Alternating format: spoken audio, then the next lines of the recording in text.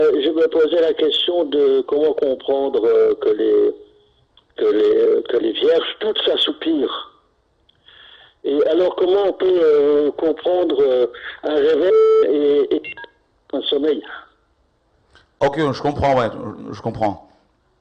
En fait, c'est vrai que toutes ces vierges, comme les Écritures nous le disent, hein, c'était assoupies, endormies. Mhm. Donc ce sommeil correspond en fait à la mort spirituelle.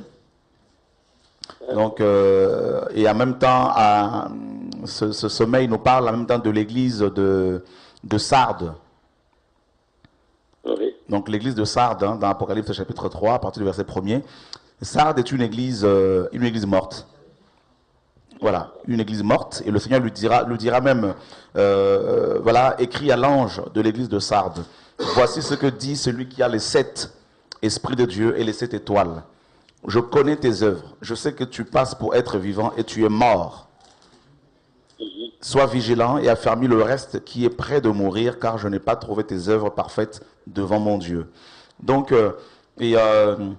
rappelle-toi donc et comment tu as reçu et entendu la parole, garde-la et repens-toi. Si tu ne veilles pas, je viendrai comme un voleur et tu ne sauras pas à quelle heure je viendrai te surprendre. Voilà, donc en fait, ce sommeil dans lequel se trouve malheureusement ces 10 vierges, hein, donc correspond en fait à l'état spirituel de l'église de Sardes. Et Ah, d'accord. voilà, c'est l'apostasie. Ok. Donc, et le Seigneur dit ici que, il dit à cette église, voilà, tu parais vivante, mais alors que tu es morte.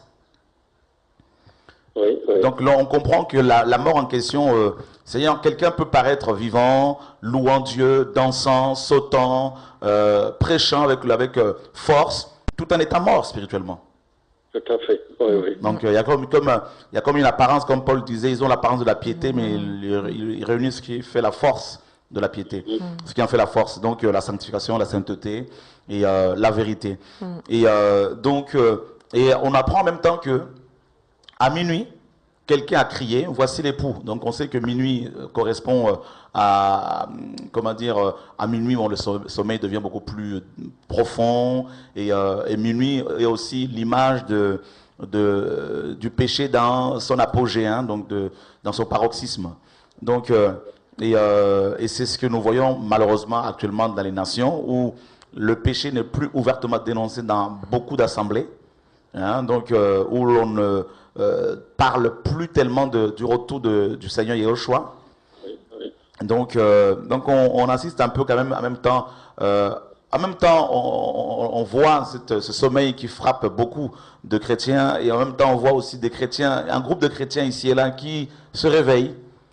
Qui se réveillent, pourquoi? Parce que le Seigneur est en train de crier. Le Seigneur suscite dans les nations des hommes et des femmes eh bien, qui sonnent le chauffard. Oui. Voilà, donc en fait, on comprend par là que avant le retour du Seigneur, avant l'enlèvement de l'Église, l'épouse véritable se réveillera. Amen, amen, oui. Voilà, donc les vrais enfants de Dieu, les vrais chrétiens vont se réveiller, et on assiste actuellement effectivement dans les nations, moi je le vois dans mes diverses missions, qu'il y a vraiment une prise de conscience chez beaucoup de chrétiens sur l'état spirituel actuel de la plupart des églises, de leurs assemblées locales.